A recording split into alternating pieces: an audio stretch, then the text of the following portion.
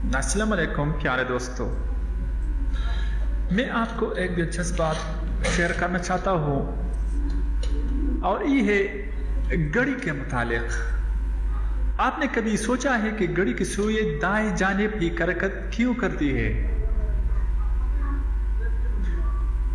आपने देखा होगा कि क्लॉक ऊपर से दाएं जानिब हरकत करती है और इस पोजीशन को क्लॉकवाइज पोजीशन कहा जाता है और इसके पीछे एक दिलचस्प मंतिक पोशीदा है।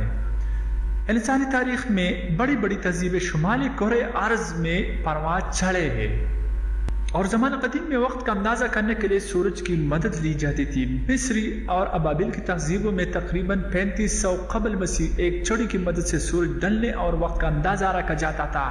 सूरज का साया जैसे जैसे ढलता वक्त का अंदाज़ा हो जाता और ये साया क्लॉकवाइज चलता था, जिससे वक्त का अंदाज़ा लगाने के लिए ये अमल इंसानी जहन में गिर गया।